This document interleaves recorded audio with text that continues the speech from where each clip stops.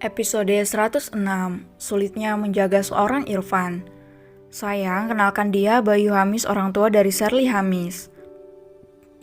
Dek, selamat siang Pak, sapa Pajira Rama beriringan dengan detak jantung yang mulai berdetak lebih cepat. Siang Nyonya, sapa Bayu sambil menunduk. Suasana hening seketika, Pajira menjadi canggung dengan keadaan saat ini. Mas, aku kamar saja ya, ucap Pajira hendak pergi. Apa kamu lelah? Tanya Irfan lembut sambil membelai wajah istrinya. Aku rasa kamu butuh privasi untuk mengobrol berdua dengan Pak Bayu. Justru dia ingin mengatakan sesuatu kepada kamu, sayang. Aku? Apa yang mau Bapak bicarakan kepada saya? Tanya Pajira to the point sambil menatap Bayu. Saya? Bayu merasa gengsi untuk mengatakan maaf kepada Pajira. Semua keputusan ada sama kamu, sayang, ucap Irfan. Keputusan apa sayang? Jangan berbelit-belit. Ucap Pajira mengernyit dan mulai mengetahui kemana arah pembicaraan suaminya. Bukankah ini sudah kita bahas sebelumnya sayang? Ucap Irfan menggenggam tangan Pajira lembut. Perempuan itu terdiam, ia melihat Bayu dengan seksama. Sungguh walaupun dia merasakan sakit hati karena ulah anaknya, tapi ia merasa kasihan juga jika Bayu harus menanggung akibat dari perbuatan anaknya. Mas, panggil Pajira ragu. Apapun sayang, semuanya aku serahkan sama kamu, ucap Irfan tersenyum manis. Pajira memandang pria parubaya itu seksama. Apa Bapak tahu apa yang sudah dilakukan anak Bapak kepada saya? Ucap Pajira menatap Bayu tegas. Iya Nyonya, saya tahu. Saya meminta maaf atas nama putri saya kepada Nyonya dan Tuan Irfan, tapi saya akan pastikan jika anak saya tidak akan mengganggu kehidupan Tuan dan Nyonya lagi, ucap Bayu lirih. Kenapa Anda yang meminta maaf atas kesalahan yang diperbuat oleh anak Anda, Pak? Jika Anda menghukum anak Anda, tapi tidak menyuruhnya untuk meminta maaf, untuk apa? Semua tidak akan memberi efek positif terhadapnya, dan dia akan selalu seperti itu. Dia akan mengganggu jika apapun yang dikerjakannya ada orang tua yang selalu melindungi, ucap Pajira panjang lebar. Saya bukan mengajari Anda, saya hanya mengingatkan Anda tentang sikap yang harus Anda ambil dalam mendidik anak, sambung Pajira. Maafkan saya Nyonya, ini semua memang salah saya yang gagal mendidik anak. Saya berpikir dengan harta dan memenuhi semua keinginan anak saya adalah satu-satunya jalan agar ia bisa bahagia. Namun tidak, saya baru menyadarinya sekarang Nyonya. Saya berharap dengan segala kerendahan hati Tuan dan Nyonya mau memaafkan anak saya. Ucap Bayu yang sudah kehilangan muka di hadapan sepasang anak muda di hadapannya. Apa yang harus aku lakukan? Satu sisi, aku ingin perempuan itu menyesal karena telah berani bermain denganku, tapi dengan menghukum orang tuanya sangatlah tidak mungkin. Batin Pajira. Ia terdiam sambil menatap Irfan. Sungguh ia sangat bingung saat ini. Menurut kamu bagaimana, Mas? Aku sudah menyiapkan semuanya, sayang. Surat pembatalan kontrak dan cek senilai 25 miliar. Ucap Irfan enteng. Namun sukses membuat Bayu terdiam dengan wajah pucat dan pikiran yang berkelana ke sana kemari, memikirkan hal terburuk yang akan ia dapatkan nanti setelah pembatalan kerjasama ini. Apa kamu yakin mau memberikan aku hak untuk memutuskan ini? Iya sayang, karena kamu korban dari kebejatan anaknya. Mas, gak boleh ngomong seperti itu, sergah Pajira menatap tajam Irfan. Maaf sayang, pria itu malah mengelus kepala istrinya lembut. Mereka masih beradu pandang. Pajira berharap ia bisa memberikan keputusan ini dengan sebaik-baiknya. Pak Bayu, panggil Pajira dengan lirih. Ia terdiam sejenak untuk menarik napasnya. Sungguh, saya hanya seorang perempuan biasa yang beruntung mendapatkan Mas Irfan sebagai suami.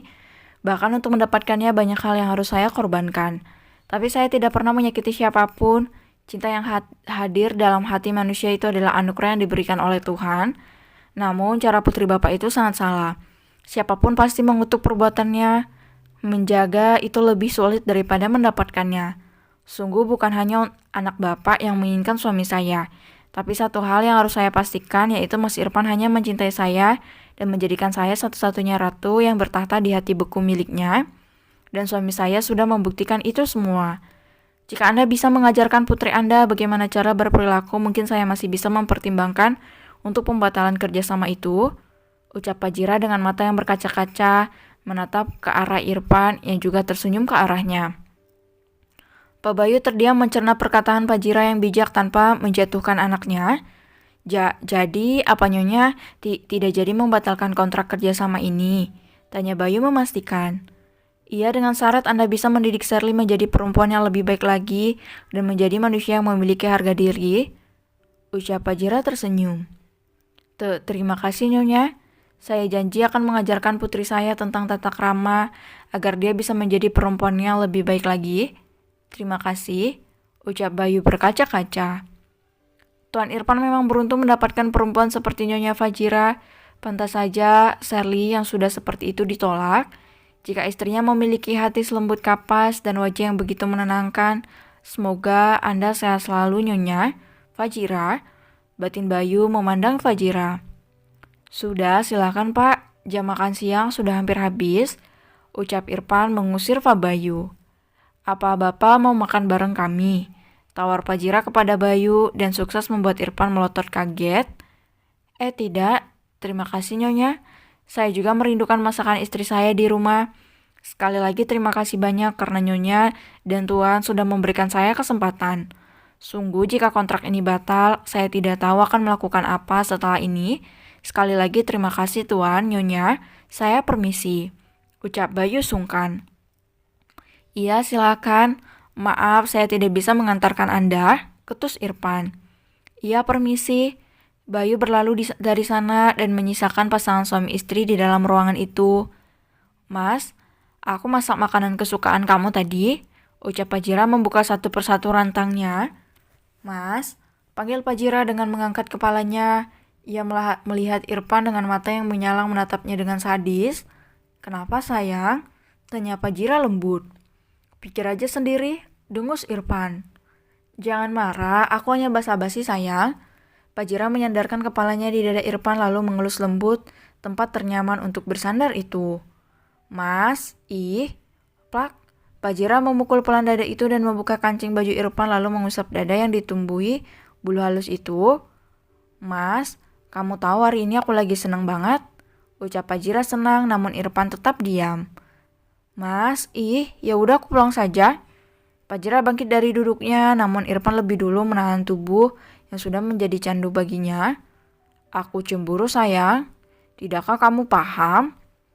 Kamu cemburu sama kakek-kakek. Apa kamu sudah seperti dia? Kutus Fajira menafsirkan sesuatu dan membuat Irfan melotot.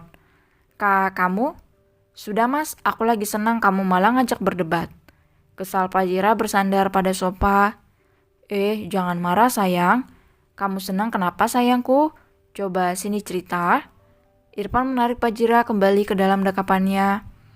Kamu tahu sayang, proposal aku diterima. Ucap Fajira senang. Iya, syukurlah alangkah lagi ya sayang. Kamu bisa menyelesaikan studi kamu dengan cepat, ucap Irfan juga ikut senang. Iya mas, aku senang banget apalagi tadi dosen memuji proposalku mas. Syukurlah, apa boleh aku mendapatkan hadiahku? Ucap Irfan menatap Fajira lekat. Kan aku yang diterima, kenapa kamu yang meminta hadiah? Cemberut Fajira. Ya sudah, sini aku kasih hadiahnya sayang. Irfan menyerang Fajira dengan lembut. Ia meraup manisnya bibir ceri Fajira yang selalu memanggilnya dan meminta untuk dikecup. Fajira yang juga menambahkan sentuhan Irfan tidak menolaknya sama sekali.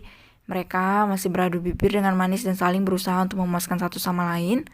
Hemas, Fajira mendorong tubuh Irfan ketika merasakan pasokan udara sudah menipis. Kita makan dulu ya, ajaknya. Aku mau. Gak boleh sering-sering sayang, bahaya. Ya sudah. Tapi suapi aku ya, pasrah Irfan. Iya sayang. Irfan menggendong Fajira agar duduk di pangkuannya sambil menikmati makan siang mereka bercengkrama mengenai banyak hal. Fajira dengan semangat menceritakan apa yang terjadi saat seminar tengah berlangsung. Hingga jam makan siang berlalu, Fajira pamit untuk menjemput Fajri terlebih dahulu ke sekolahnya dan kembali pulang bersama pangeran kecilnya.